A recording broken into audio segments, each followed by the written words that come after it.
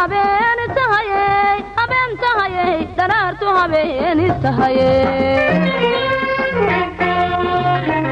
qisadan jacayl waxay ku dhacday gabar lagu magacaabo Farxiyo kuna nool gudaha magaalada Muqdisho. Farxiyo waxa aalada internetka iska barteen sanadkii 2014 wiil lagu magacaabo Anas. Waxaana Anas uu ku nool yahay wadanka Germany.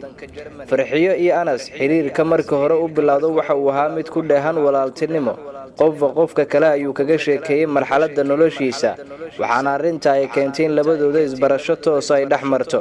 Farxiyo xilli walba uu qadka uu ka maqan yahay Anas way wici jirtay oo aboowe maxaa kugu dhacay kuma arkin ayaamahan sidoo kale Anas sidaas la mid ayuu u soo xiriiri jiray Farxiyo balse ugu dambeyntii Farxiyo oo wanaaga Anas aad ula dhacday waxay jeclaysatay in xiriir jacayl ay u bandhigto maadaama qof ku weyn uu ahaa isla markaana muddo ku siman sanad xiriir walaaltinimo uu kala dhaxeeyay Farxiyo waxay go'aansatay maalin maalmaha kamid ah in Anas ay u gudbiso fariimo qoraal oo ku aadan marxaladda iyada ay dareemaysay inkastoo marka hore si sarbeeb ay ugu bandhigi jirtay xiriirka jaceylka tusaale waxay ku dhihi jirtay Anas abow Anas ka waran gabar ka fog hadii ay ku jeclaato maxaad sameyn lahayd waxaana Farxiyo ay u durisi jirtay xilligaasi jawaabaha ka imaan kara Anas waxa ay noqon karaan Farxiyo ugu dambeyntii waxay go'aansatay maadaama wiilka kaliya ee wanaaga ay ku baratay isla markaana niyadeeda ay raacisay Anas uu noqday isagana xilli uu ka fogaa hadana waqti walba waxay ku wada xiriiri jireen aalada internetka muuqaal ahaan qaabka fiidiyowga ay labadooda ku wada hadli jireen marna codad ay isku duubi jireen marna fariimo ay isweydaarsan jireen labadooda Farxiyo wixii culayska jaceylka uu hayay mudaba waxa ugu dambeyn ay u bandhigtay arinta Anas si uu la wadaago balse Anas ayaa Farxiyo u qabtay muddo ku siman 2 maalin si xiriirka jaceylku kaga soo fikiro waxaana Anas ugu dambeyntii uu ka aqbalay xiriirka jaceylka Farxiyo jaceylka hayo waxa uu ahaa mid xadaafa kumana dheehneen xiisaha dibadda ee Anas uu hayo balse iyada kaliya waxa niyadeeda uu noqday qofka sida rasmiga u daga Anas maadaama wanaag kaftan ku dheehan marka hore uu ku soo jiitay Anas ayaa maalmo kadib xiriirka jaceylka Farxiyo ka aqbalay inkastoo Farxiyo ay dareemayso Anas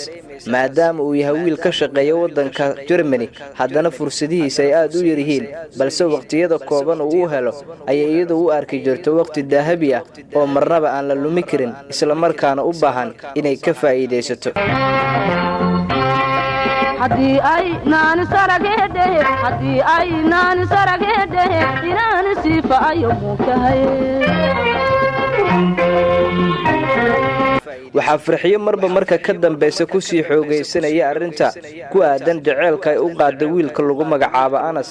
Farxiyo waxay dhiganaysay dugsi sare isla markaana wali qalin jibinta dugsiga sare ma aysan hadafkaasi gaarin balse waxay go'aansatay in waxbarashadeeda ay sii wado inkastoo Anas uu u sheegay in sanadka 2016 inta aan la gaarin ka hor oo 15 dabayaaqadiisa uu imaan doono magaalada Muqdisho ugu dambeyntii Anas waxa uu yimid magaalada Muqdisho inkastoo intuu soo bixin ka hor Farxiyo ku wargeliyay in marka uu yimaado Muqdisho waqti kooban oo fasax badan uu haysto haddana uu ka faa'iideysan doono waqtigaasi haddana uu u diyaar garoobay in uu guursado Farxiyo jaceylka ay u qabtay Anas oo aad u sareeyay wax waliba oo nolosheeda kale uu ku aadanaa way ilowday waxaana ay ugu gol xaareysay guurka Anas maadaama uu imaanayo Muqdisho qof walba oo saaxiibteeda ahayd amaba ay saaxiib ay ahaayeen ay Farxiyo ku wargelisay in soo dhaweynta Anas uu kala qayb qaato maalinka uu ka soo dagayo garoonka diyaaradaha aadan cadde ee magaalada Muqdisho Anas ayaa soo gaaray magaalada Muqdisho dhamaadka sanadka 2015 waxaana uu ka soo dagay garoonka aadan cadde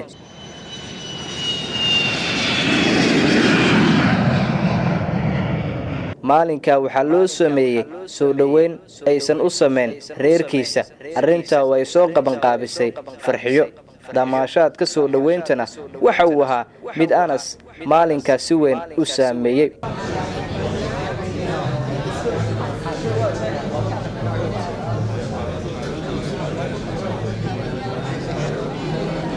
inkastoo Anas isagaba jaceyl uu u qaba Farxiyo haddana go'aankiisa waxa uu ahaa in uu guursado wax kasto waa isbedeli karaan aadanahana wanaagga ku taqaanay mar walba ma ahaanayo haddii uusan ka baaqsan xilliyada qaar waxa uu ku haminayo ee noqon kara xumaanta Anas waxa uu joogay muddo ku siman 15 maalin magaalada inkastoo maalmo kooban ay iska arkeen farxiyo haddana xiriirkii jaceylka ayaa la sii ambaqaaday fasaxa Anas uu haystay waxa uu doonayay marka horeba qorshaha uu ahaa inuu kaga faa'iideysto sida uu u guursan lahaa gabadha la yiraahdo farxiyo oo ah gabadha uu xiriirka jaceyl isaga uu la wadaagayo Anas asxaab ay bahwada ku ahaayeen Muqdisho yaraantiisa intuusan ka tagin waa isku arkeen magaalada ayuu arinta u bandhigay balse waxa asxaabta qaar ay ugu fasireen gabdhaha inta in qaarkood ay yihiin beenaalayaal waqti badan in lagu bixiyeen aysan habooneen sida daraadeed waxa loo soo jeediyay Anas in gabadhan uu guursado muddada fasaxa uu ku joogo Muqdisho kadibna markuu baxayo iska furo maadaama isaga waqti badan uu maqnaanayo talooyin sidaas la mid ah oo la isku soo xuraamiyay oo loo jeediyay Anas kagana imaanaya fariimahaasi asxaabta wiilashiisa waa uu qaatay waxaana farxiyo uu kula aqal galay Muqdisho sanadka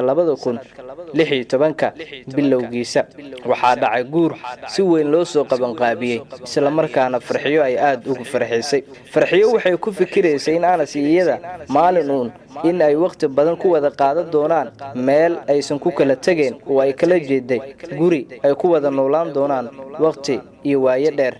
laakiinse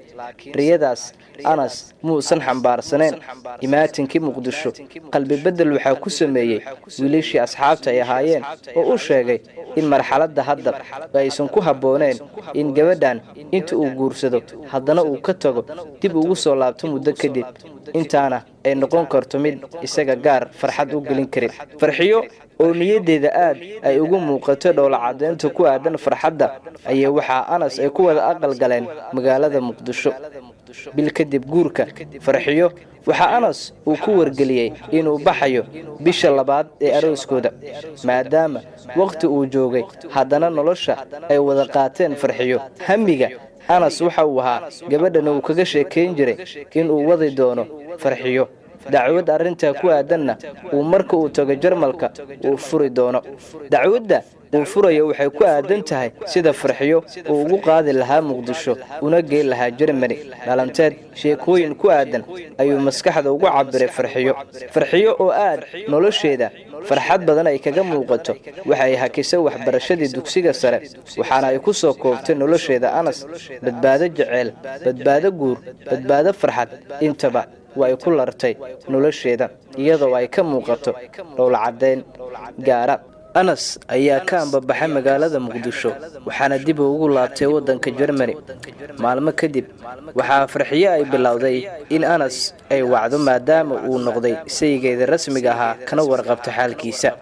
balse Anas teleefanada wicitaan ay kaga imaanaya farxiyo waxa uu bilaabay inuusan kaga jawaabin xilliyada qaar inuu yiraahdo waa mashquulsanahay marna uu yiraahdo safar ayaan dhawaan gali doonaa dalxiis waqti qaado doono ee sida uu la soco hadii qadka ay ku aragto badi xitaa hadallada waa u gaabi jiray Anas ayaa ku fikirayay qaabka uu u wadi lahaa farxiyo markii hore maadaama niyadda uu u galshay arinta balse waxa uu go'aansaday in farxiyo arinteeda uu ka gaabiyo isla markaana dalxiiskiisa Muqdisho ee guurkii waqtiga koobnaa inta uu soo afjaro waxa uu farxiyo ka codsaday in uu furayo arintana waalidkeeda uu la socodsiinayo sidaana farxiyo ay ula socoto farxiyo arintu waxay ku noqoto murugo iyo ambakaag waayo mustaqbalkii ay dhistay ayaa ku burburo waqti kooban wax waliba xiisa ayuu Anas ka dhigay iyadana riyadii ay islahayd way ku dheeraad doontaa waxay u noqotay mid kooban waxaana farxiyo lagu wargeliyay muddo kadib in saddexdeeda dalaaqo ay sida ku haysato oo Anas uu noqday qof farxiyo fura farxiyo murugadii ugu weyneed ayay u noqotay arinta isla markaana u soo hoyota nasiibka waxa uu noqday farxiyo inay iska samarto isla markaana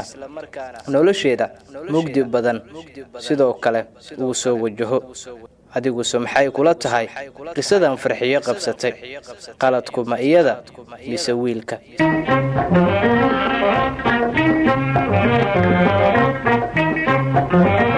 safigu dhawaqye daraartu habeen tahaye habeen tahaye daraartu habeen tahaye